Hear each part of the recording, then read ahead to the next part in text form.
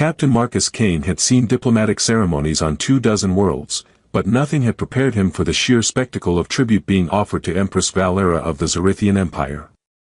The throne room was a vast cathedral of polished obsidian and crystalline formations that caught and amplified light in patterns that seemed designed to intimidate visitors, and at its center lay treasure that represented more wealth than most civilizations saw in a lifetime.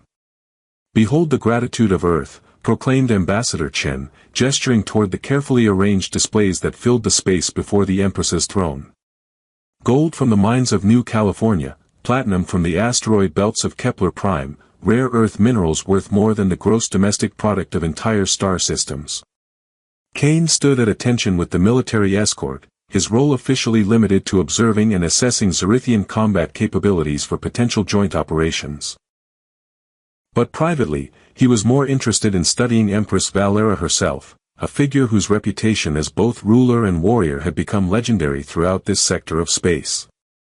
The Empress rose 12 feet tall even while seated, her 6 arms arranged in perfect symmetrical grace, and her purple-scaled skin caught the throne room's crystalline light in ways that made her seem to glow with inner fire. Her face held the sharp, predatory beauty common to her species, but her eyes possessed depths of intelligence and experience that spoke of centuries spent leading an empire through peace and war alike. The technological marvels of human engineering, Ambassador Chen continued, activating holographic displays that showed advanced weapons systems, faster-than-light communication arrays, and medical technology that could extend lifespans by centuries. All of this we offer freely, in hope of securing an alliance against the hegemony forces that threaten both our civilizations. Kane watched Empress Valera's reaction carefully, noting how her 6 hands remained perfectly still despite the magnitude of wealth being displayed before her. In his experience, rulers who maintained such composure in the presence of unprecedented treasure were either supremely confident in their own power or completely unimpressed by material offerings. The industrial capacity of 17 worlds, Ambassador Chen pressed on, sweat beading on his forehead as he realized the Empress wasn't reacting as expected. Mining rights to asteroid fields that could fund 1,000 fleets. Trade agreements that would make the Zerithian Empire the wealthiest power in known space. Finally, Empress Valera spoke, her voice carrying harmonics that made the crystalline formations throughout the throne room resonate in sympathy. "Ambassador Chen, your offerings are impressive. The wealth you display could indeed purchase many things. Then you will consider our proposal for military alliance?" Ambassador Chen asked, relief evident in his voice. "I will consider what I require," Empress Valera replied, rising from her throne with movements that seemed to bend light around her. "But first, I must ask, what do you know of the hegemony's true nature?" Kane felt a chill of recognition at the question.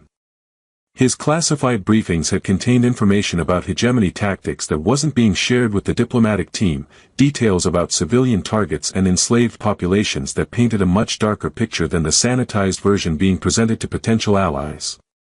The hegemony is a militant expansionist power seeking to dominate independent worlds, Ambassador Chen replied with practiced diplomatic precision. Their conquest of the Outer Rim territories threatens both human and Zerithian interests. Conquest, Empress Valera repeated, her scaled skin shifting to darker purples that Kane suspected indicated disapproval. "Is that truly how you see what the hegemony does to the worlds they claim?" Before Ambassador Chen could respond, the Empress's attention shifted suddenly and completely to Kane himself. Her gaze fixed on him with an intensity that made every other person in the throne room fade into irrelevance. "You," she said, pointing directly at Kane with one of her 6 hands. "Human warrior. What is your name and rank?" Kane stepped forward, executing a crisp military salute despite the uncertainty he felt about proper protocol in an alien court. "Captain Marcus Kane, Earth Colonial Marines, Your Imperial Majesty." "Captain Kane," Empress Valera said, her voice carrying new notes of interest that made Kane's diplomatic training scream warnings about uncharted territory. "Tell me, what do you know of the hegemony's methods on the worlds they have conquered?" Kane glanced at Ambassador Chen, whose expression had gone pale with the realization that the conversation was veering into classified territory. But something in the Empress's tone suggested that evasion would be worse than honesty. Your Majesty, Kane said carefully, the hegemony doesn't just conquer worlds. They systematically enslave populations, strip mine planetary resources, and use civilians as human shields in combat operations. Their expansion isn't just territorial, it's designed to fuel a war machine that feeds on the destruction of entire civilizations. The silence that followed was electric with tension. Around the throne room, Zerithian nobles exchanged glances that spoke of confirmation of suspicions they'd already harbored, while the human diplomatic team looked like they wanted to sink through the obsidian floor. Interesting, Empress Valera said, her scaled skin now cycling through colors Kane had never seen before. Your ambassador speaks of conquest and territorial disputes, but you speak of systematic genocide and enslavement. Which of you tells the truth about this enemy you would have us fight? Captain Kane's assessment is militarily comprehensive, Ambassador Chen said quickly, trying to regain control of the situation. But the diplomatic reality requires us to focus on achievable political solutions rather than. Silence, Empress Valera commanded, her voice carrying authority that made the very air in the throne room seem to vibrate. I have heard enough diplomatic reality for one day. She descended from her throne with predatory grace, walking past the mountains of gold and technological marvels as if they were no more significant than decorative stones. When she reached Kane, she stopped directly in front of him, her imposing height making him feel like a child despite his own considerable size. Captain Kane, she said, her 6 hands moving in patterns that Kane suspected carried meaning in Zerithian culture, your species offers me wealth beyond measure to purchase my empire's strength. But you speak truth about enemies that threaten innocent lives.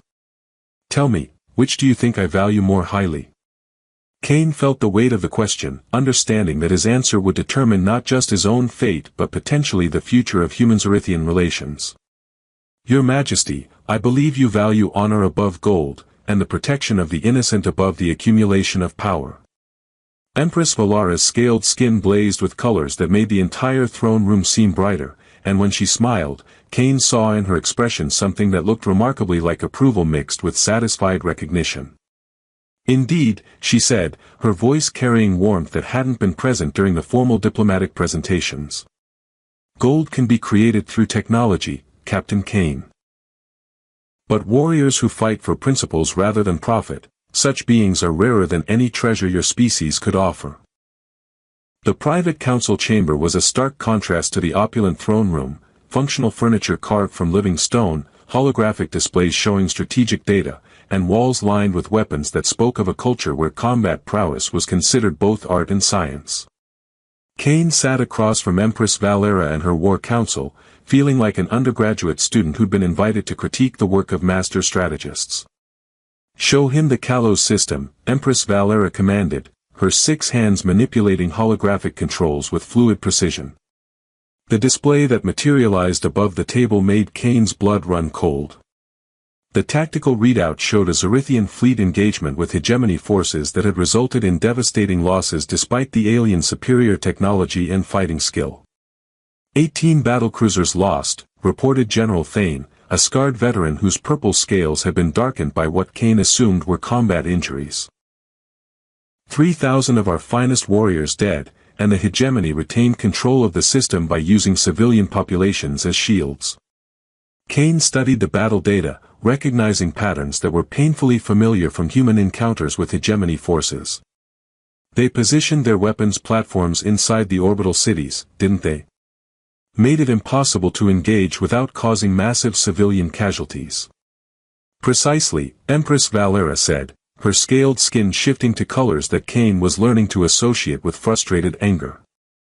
Our honor codes prevent us from attacking enemies who shelter behind innocent lives. The hegemony has learned to exploit this limitation to devastating effect. Why not adapt your tactics? Kane asked, though he suspected he already knew the answer. Develop strategies that can neutralize threats without harming civilians. General Thane's scales flashed warning colors that suggested Kane had just committed a significant cultural error. Adapt our tactics? Captain Kane, the honor codes of our ancestors have guided the Zerithian Empire for 10,000 years. They are not mere conveniences to be discarded when warfare becomes inconvenient. I didn't suggest discarding them, Kane replied carefully, drawing on his diplomatic training to avoid further offense. I suggested finding ways to honor them while still achieving military objectives. Empress Valera leaned forward, her 6 hands creating geometric patterns that Kane suspected carried meaning in Zarithian body language. Explain. Kane activated his own tactical display, showing human colonial defense actions from the past year. When hegemony forces attacked the Kepler colonies, they used similar tactics, positioning their fleets near civilian mining stations and threatening mass casualties if we engaged. We couldn't match their firepower in direct combat, so we had to find alternative approaches. Such as? General Thane asked, his tone suggesting professional curiosity despite his earlier disapproval.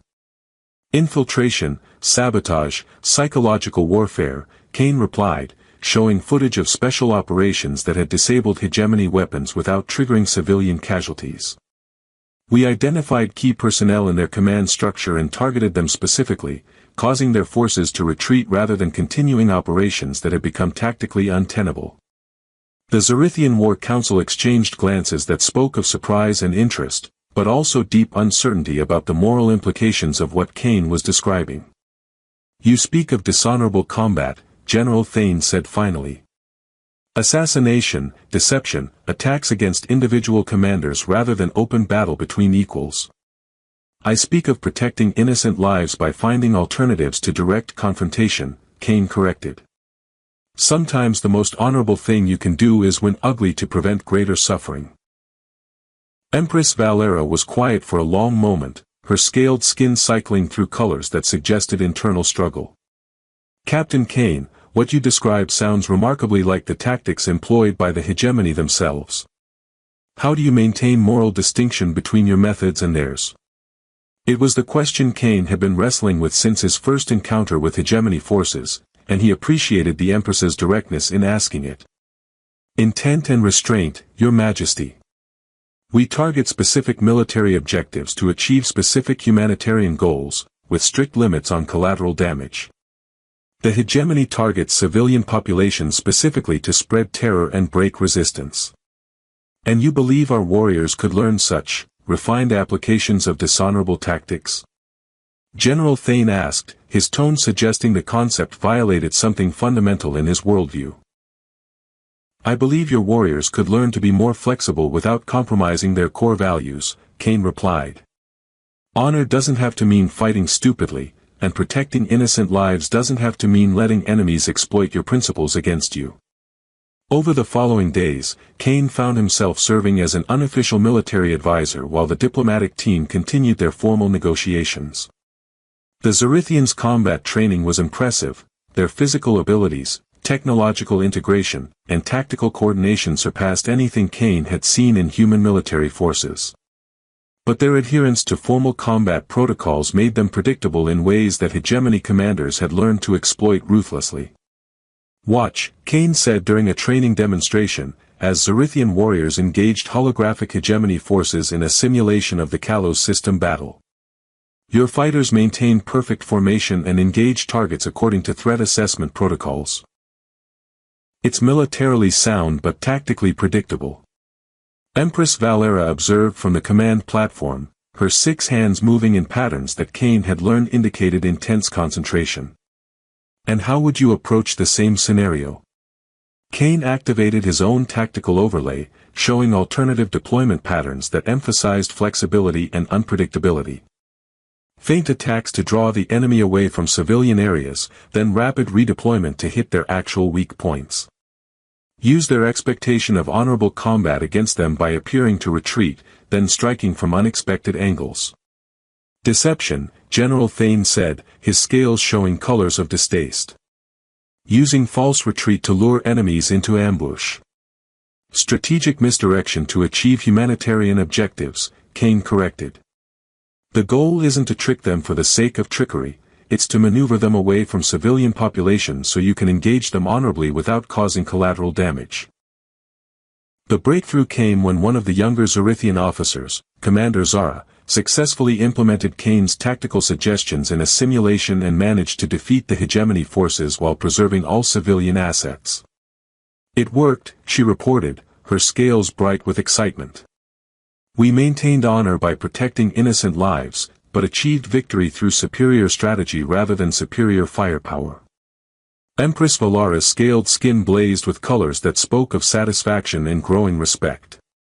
"Captain Kane, you have shown us something valuable, that adaptation and honor need not be mutually exclusive. Your warriors don't need to abandon their principles, Your Majesty," Kane replied. "They just need to understand that there are many ways to honor those principles, and the best way is usually the one that saves the most innocent lives." That evening, as Kane reviewed tactical data in his assigned quarters, Empress Valera came to speak with him privately. Without the formal trappings of the throne room, she seemed more approachable, though no less impressive. "Captain Kane," she said, settling into a chair that had been specially constructed to accommodate her 6 arms, "I have a question that goes beyond military tactics." "Yes, Your Majesty. Your diplomatic team offers us wealth to purchase our assistance in this war. But you speak as if protecting innocent lives is reason enough to fight, regardless of compensation. Which represents true human values?"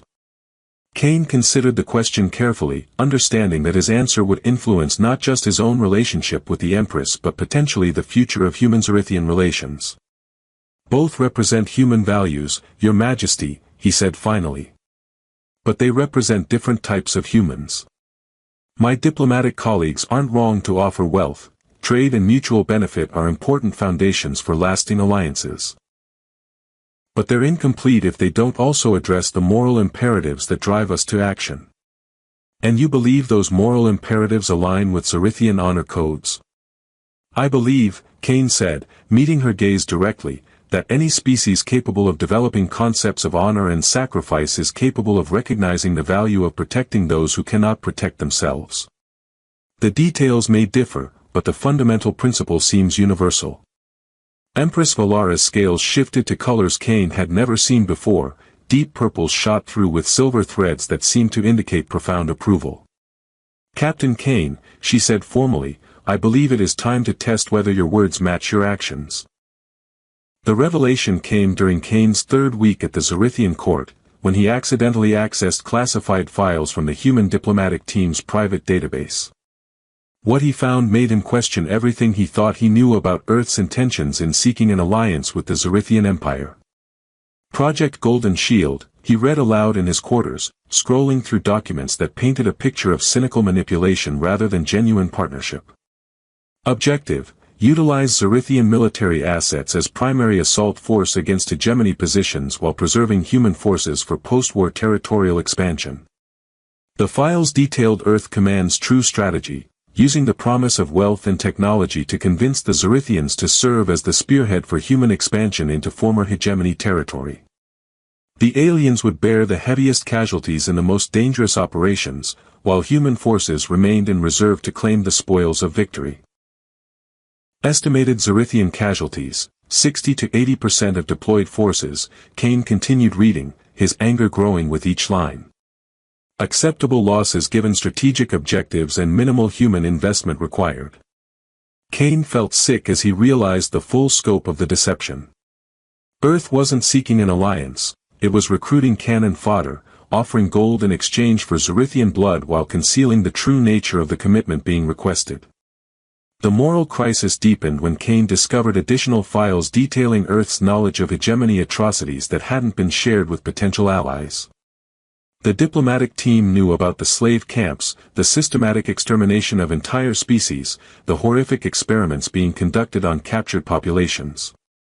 But they'd chosen to present the conflict as a territorial dispute rather than a humanitarian crisis, apparently believing that appeals to profit would be more effective than appeals to conscience.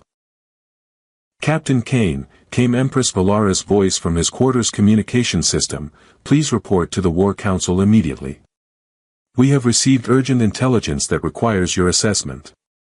Kane made his way to the council chamber, carrying the weight of knowledge that would either destroy any possibility of alliance or transform it into something neither species had originally envisioned. The holographic display showed real-time footage from a hegemony assault on the civilian colony of Haven's Rest, images so horrific that Kane had to fight to keep his composure. Families were being herded into processing centers, children separated from parents, entire communities dissolved into slave labor camps with mechanical efficiency. "This is happening now," Empress Valera said, her scaled skin cycling through colors that spoke of rage barely held in check. 50,000 civilians being systematically enslaved, and our nearest fleet is 6 days away at maximum speed. What about the human fleet in the Vega sector? General Thane asked, checking the tactical displays. They could reach Haven's Rest in 18 hours. Kane felt his blood run cold as he realized the implications of the question. "You've been in contact with Earth Command about joint operations?"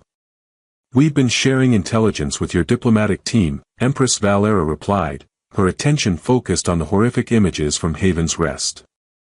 "Captain Kane, your people's fleet could save those civilians if they moved immediately. Why haven't they responded to our requests for emergency assistance?" Kane looked at the faces around the War Council table, Zarithian warriors whose honor codes demanded action to protect innocent lives, who couldn't understand why their supposed allies would hesitate when civilian populations were being enslaved in real time. "Your Majesty," Kane said carefully, "I need to share information that will change everything about this alliance negotiation." Over the next hour, Kane laid out everything he'd discovered about Earth's true intentions, the manipulative nature of the diplomatic mission, and the cynical calculation that saw Zarithian lives as acceptable losses in exchange for human territorial gains. The silence that followed was heavy with implications that threatened to shatter any possibility of cooperation between their species. "So," Empress Valera said finally, her voice carrying harmonics that made the chamber's stone walls seem to vibrate with suppressed fury, "your people offer us gold to purchase our blood, while concealing both the true nature of this enemy and their intention to use us as expendable assets." "The diplomatic team represents certain factions within human government," Kane replied, knowing that his next words would either end his career or redefine it completely. "But they don't represent all humans, and they don't represent me." "And what do you represent, Captain Kane?" General Thane asked, his scales showing colors that suggested Kane was walking a very thin line between respect and contempt. "I represent the belief that some things are worth fighting for regardless of profit or political advantage," Kane said, meeting the general's gaze directly. "Those civilians on Haven's Rest deserve protection not because saving them advances human interests, but because they're innocent people being brutalized by an enemy that threatens every free civilization in this galaxy." Empress Valera was quiet for a long moment, her 6 hands creating patterns that Kane had learned indicated deep contemplation mixed with testing resolve. "Captain Kane," she said finally, "your honesty has created a situation that no diplomatic protocol can address. You have exposed your own people's deception, destroyed any possibility of the alliance they sought, and left both our species facing a common enemy without the partnership either of us needs to defeat them." "Yes, Your Majesty," Kane replied, understanding that he'd essentially committed career suicide in service of moral principles he couldn't abandon. "But you have also demonstrated something far more valuable than gold or political convenience," the Empress continued, her scaled skin beginning to show colors Kane had never seen before. "You have shown that your species is capable of producing individuals who value honor above advantage, truth above profit, and the protection of innocent lives above personal or political gain." She rose from her chair with movements that seemed to make the air itself more electric. "Captain Kane, I propose a different form of alliance than any your diplomatic team envisioned." "What kind of alliance, Your Majesty?" "A partnership between warriors who fight for principles rather than profit," Empress Valera replied, her 6 hands moving in patterns that Kane suspected carried formal significance in Zarithian culture. "Not a transaction between governments seeking mutual advantage, but a covenant between individuals who recognize that some battles must be fought regardless of the cost." Kane felt the weight of the moment settling around him like gravity from a massive star. "Are you asking me to choose between loyalty to Earth and loyalty to principle?" "I am asking you to prove that the two are not mutually exclusive," Empress Valera replied. "Stand with us in trial by combat, Captain Kane." Demonstrate that human warriors can fight according to alien honor codes while maintaining their own moral framework. Show my people that alliance with your species can be based on shared values rather than shared greed. The trial she described would pit Cain against a Zorithian champion in single combat, but with rules designed to test character rather than simply physical prowess. He would have to prove his commitment to protecting innocent lives even when doing so put him at tactical disadvantage, showing that human adaptability could work within Zorithian honor codes rather than subverting them. And if I succeed? Cain asked. Then we forge a new kind of alliance, Empress Valera replied, her scales blazing with colors that spoke of hope mixed with determination. Not between Earth and the Zorithian Empire, but between individuals who understand that true strength comes from standing by your principles even when it costs you everything.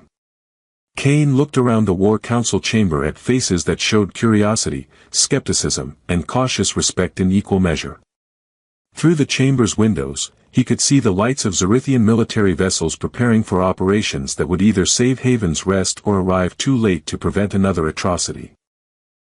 Your Majesty, he said, feeling certainty crystallize in his chest like forming crystal, I accept your challenge. The trial arena was a natural amphitheater carved from living rock, its walls covered with crystalline formations that would record and broadcast every moment of the combat to the entire Zorithian Empire. Cain stood in the center of the space, wearing armor that had been crafted specifically for the trial, protective gear that would keep him alive but wouldn't provide any tactical advantages over his opponent. General Thane entered from the opposite side of the arena, his 6 arms moving in the ritual patterns that marked the beginning of formal combat. He was an imposing figure even by Zorithian standards, his purple scales bearing the scars of countless battles and his movements carrying the fluid grace of someone who had spent centuries mastering the art of war. The trial is not merely combat, Empress Valera announced from the observation platform, her voice amplified throughout the arena by acoustic crystals. It is a test of principle under pressure, honor under adversity, and the willingness to sacrifice advantage for integrity. Cain understood the rules that would govern their fight. He could use any tactics he chose, but certain actions would result in automatic failure regardless of their effectiveness, causing unnecessary harm to his opponent, fighting dishonorably even when honor put him at disadvantage, or prioritizing victory over the protection of innocent life. The twist that made the trial truly challenging was the presence of holographic civilians scattered throughout the arena, projections that would react to the combat as if they were real people caught in a war zone. Cain's response to their presence would be as important as his combat performance, testing whether he could maintain human tactical flexibility while honoring Zorithian principles about protecting non-combatants. Begin, Empress Valera commanded. General Thane moved with speed that made Cain's enhanced reflexes seem sluggish, his 6 arms wielding weapons that flowed between offensive and defensive configurations with liquid precision. Cain dodged the first assault, using his smaller size and human agility to stay mobile while he assessed his opponent's fighting style. The general was magnificent to watch, every movement efficient and beautiful, his combat technique representing centuries of military tradition refined into perfect form. But Cain noticed something that gave him hope. Thane was fighting exactly as Zorithian honor codes dictated, with predictable patterns that prioritized formal correctness over tactical surprise. Cain's first innovation was using the arena's crystalline formations as cover, something that violated traditional Zorithian dueling protocols but didn't break any of the trial-specific rules. The maneuver allowed him to avoid a devastating attack sequence while positioning himself near a cluster of holographic civilians. Clever, General Thane acknowledged, his scales showing colors that Cain had learned indicated professional respect. But cleverness alone will not preserve you when honor demands direct engagement. The general's next assault drove Cain toward the civilians, creating exactly the kind of tactical dilemma that the trial was designed to test. Cain could have used the holograms as shields, staying behind them while striking at his opponent, a strategy that would have been tactically sound but morally unacceptable according to both human and Zorithian ethics. Instead, Cain did something that surprised everyone watching. He moved in front of the civilians, accepting the tactical disadvantage of protecting projections that weren't real people but represented the innocent lives both species had sworn to defend. The decision cost him. General Thane's weapons found their mark, sending Kane to the arena floor with injuries that would have been fatal without the protective systems built into his armor. But as he struggled to his feet, Kane heard something unexpected, the sound of Zerithian warriors cheering from the observation platforms. "You choose protection over victory," General Thane said, his scaled skin showing colors that spoke of growing approval. "Even when the protection costs you dearly." "Because that's what the protection is for," Kane replied, wiping blood from his mouth as he prepared for the next assault. "If I only protected people when it was convenient, I wouldn't be protecting them at all." The battle continued for another 20 minutes, with Kane demonstrating increasing mastery of hybrid tactics that combined human adaptability with Zerithian honor codes. He used deception not to gain unfair advantage but to maneuver the fight away from civilian areas. He employed unconventional strategies not to cheat but to find creative solutions that honored the spirit of Zerithian combat traditions while achieving humanitarian objectives. The turning point came when Kane managed to disarm General Thane through a combination of timing and positioning that left both warriors weaponless in the center of the arena. According to traditional protocols, they should have retrieved their weapons and resumed formal combat. Instead, Kane offered his hand to help the general to his feet. "The trial is not complete," General Thane pointed out, though he accepted Kane's assistance. "The trial was never about defeating you," Kane replied, understanding finally what Empress Valera had been testing. "It was about proving that human and Zerithian concepts of honor could work together instead of against each other." General Thane's scales blazed with colors that spoke of revelation and satisfied understanding. "You fight like a human but think like a Zerithian. You adapt like your species must, but you honor principles like ours demand." Empress Valera descended from the observation platform, her 6 arms moving in patterns that Kane now recognized as formal recognition of achievement. "Captain Kane, you have proven that alliance between our species need not require either of us to abandon what makes us strong. And you've proven that strength and honor can take many forms," Kane replied, feeling the weight of exhaustion and satisfaction in equal measure. The ceremony that followed was unlike anything in either human or Zerithian tradition, a fusion of both cultures' concepts of honor and commitment that created something entirely new. Empress Valera placed one of her 6 hands on Kane's shoulder while speaking words in the ancient Zerithian tongue that the translation systems identified as a warrior's oath of brotherhood. "You have chosen principle over profit, honor over advantage, and the protection of innocent life over personal safety," she declared to the assembled crowd. "Therefore, I name you Battle Brother Kane, first human to earn place among the Zerithian warrior caste." The title carried weight that went far beyond ceremonial recognition. As Battle Brother, Kane would have authority to speak for Zerithian military interests in any alliance negotiations, ensuring that future partnerships would be based on shared values rather than economic manipulation. "Your Majesty," Kane said, understanding the magnitude of what was being offered, "this changes everything about the relationship between our species." "It changes everything about the relationship between honorable members of our species," Empress Valera corrected. "Your diplomatic team is free to continue offering gold for mercenary services. But warriors who fight for principles rather than profit now have another option." 3 years later, Captain Marcus Kane stood on the bridge of the joint human-Zerithian vessel Honor's Edge, watching the liberated colonies of the former hegemony territory begin the long process of rebuilding their shattered civilizations.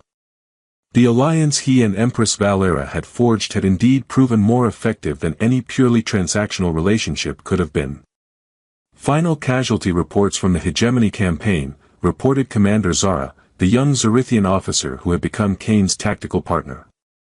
Total Allied losses, 12% of projected estimates. Civilian casualties, virtually zero. Kane nodded, reviewing data that proved their hybrid tactics had revolutionized how both species approached warfare. By combining human adaptability with Zerithian honor codes, they had developed strategies that achieved military objectives while maintaining moral integrity, something neither species could have accomplished alone. "Any word from Earth Command about the promotion?" Empress Valera asked, joining them on the bridge with movements that still impressed Kane despite years of partnership. "Admiral Kane has a nice ring to it," Kane replied, though his expression grew serious. But I have to ask, Your Majesty, any regrets about choosing a human warrior over a treasure room full of gold? Empress Valara's scales shifted to colors that spoke of deep satisfaction and enduring friendship. Captain, excuse me, Admiral Kane, I learned something valuable from our first meeting. Gold can purchase many things, but it cannot buy loyalty, courage, or the willingness to fight for principles rather than profit. And I learned that honor isn't about following rigid rules, Kane replied, watching the liberated world slowly healing from decades of hegemony oppression. It's about finding ways to do what's right even when it's difficult, costly, or politically inconvenient. Through the viewport, they could see ships from a dozen different species working together to provide humanitarian aid to the former hegemony territories. The alliance that had begun with one human's willingness to speak truth about civilian casualties had grown into a coalition united not by shared greed but by shared conviction that some things were worth protecting regardless of the cost. You know, Kane said as they watched the reconstruction efforts, when you pointed at me instead of all that gold, I thought my career was over. Perhaps it was, Empress Valera replied, her scales showing colors of gentle amusement.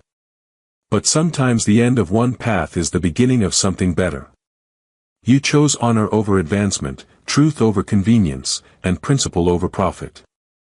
That choice didn't end your career, Admiral, it transformed it into something that could actually make a difference. Kane smiled, thinking about the message he'd received that morning from the refugee camps on Haven's Rest, 50,000 civilians who were alive and free because someone had chosen to value their lives over political calculations. Sometimes, he said, the most valuable thing you can offer isn't gold or technology or strategic advantage. Sometimes it's just the willingness to stand up and be counted when someone needs to know they're not alone in believing that right and wrong still matter. Empress Valara's empathic field pulsed with warmth and approval as she watched the fruits of their partnership spreading across the liberated territories. Indeed, Admiral Kane. And sometimes the greatest treasure is discovering that you're not the only one willing to fight for something larger than yourself.